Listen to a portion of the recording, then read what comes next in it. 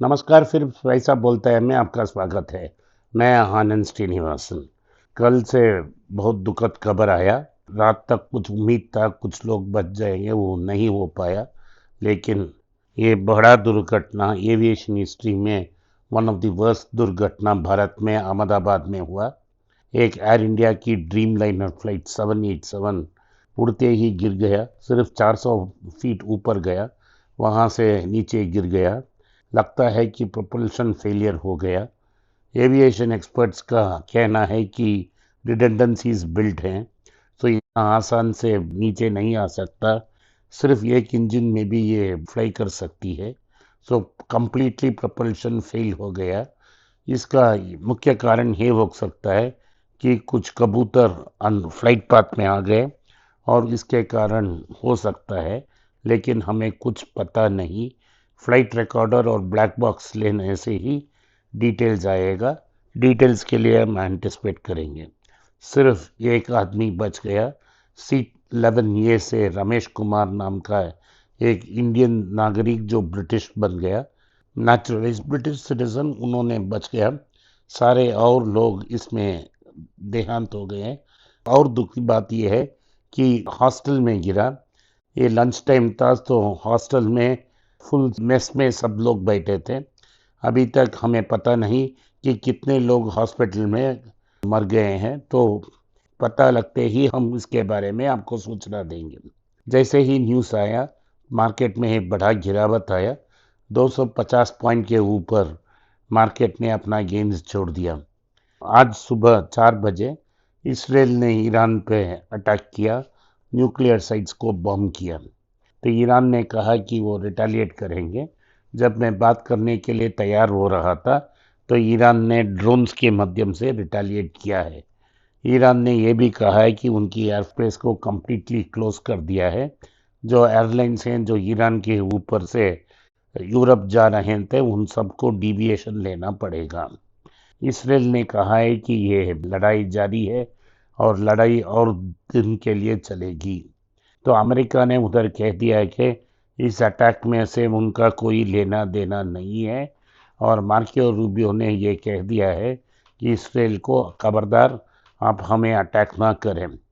मेरा मतलब ये है कि मेरा रीडिंग ये है कि अमेरिका ने साफ कह दिया है कि अगर ईरान ने अमेरिकन टारगेट्स को अटैक की तो अमेरिका भी रिटेलिएट करेगा। ये ग्लोबली बहुत टेंस सिचुएशन है। 1991 के बाद ऐसा बड़ा टेंस सिचुएशन ग्लोब में दिखाया नहीं है। टोटल फ्लक्स में है। जियोपॉलिटिक्स में क्या भी हो सकती है। तीन ऐसे देश हैं, ईरान, चाइना और रशिया, एकजुट हो सकते हैं। जब भारत ने रिसेंटली पाकिस्तान पे हमला किया तो पाकिस्तान को चाइना ने फाइटर फ्लाइट और बियॉन्ड विजुअल रेंज की मिसाइल से हेल्प की थी। तो क्या चाइना ईरान को मदद करेगी? मुझे लगता है करेगी।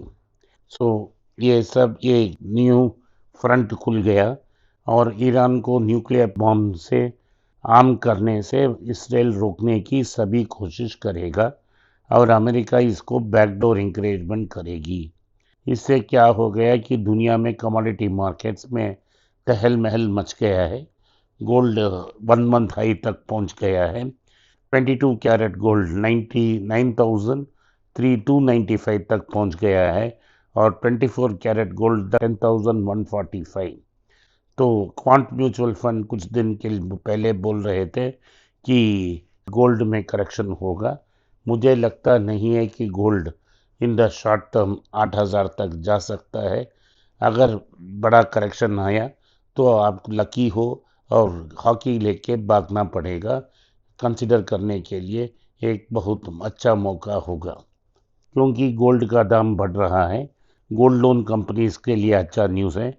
तो Manappuram, Muthoot, south Indian bank, federal bank, इनके लिए ये अच्छे खबर हैं और उनकी लोन बुक एक्सपेंड होगी। एसेट को वही रहेगी, लेकिन और लोन दे सकते हैं। तो ये उनके लिए खुशखबरी है। एचसीएल ने अनाउंस किया है कि उन्होंने वोल्वो के साथ टाई अप कर ली है और वोल्वो और एचसीएल के बीच ईवी व्हीकल्स की सॉफ्टवेयर डेवलपमेंट होगी।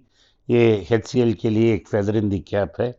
और नया डायरेक्शन में HCL को पुश करेगी।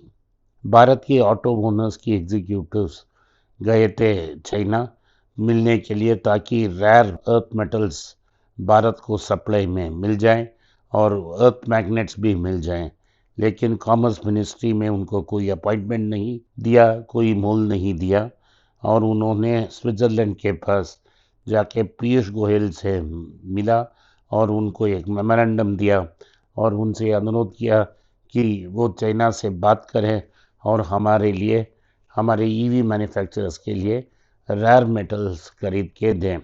अभी तक पीयूष गोयल ने इसके बारे में कुछ बोला नहीं। इससे साफ है कि मार्केट नीचे गिर रहा है, 24,600 के आसपास है।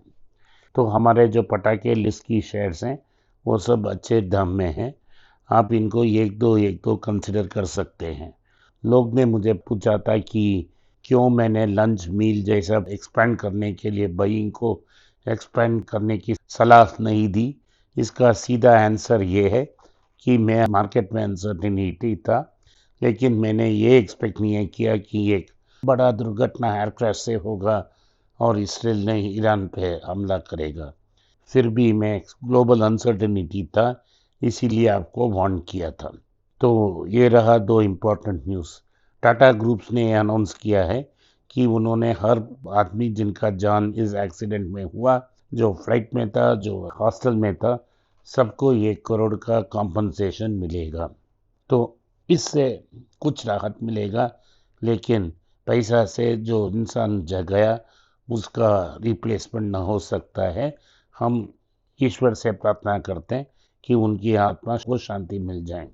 तो जाइडस लाइफ साइंसेस जिसको हमने कंसिडर की, उस कंपनी ने अनाउंस किया है कि उन्होंने फेडरल ड्रग अथॉरिटी से उनको क्लीन चिट मिल गया है और उनकी API प्लांट जो गुजरात में है वहाँ से वो अमेरिका का एक्सपोर्ट कर सकते हैं।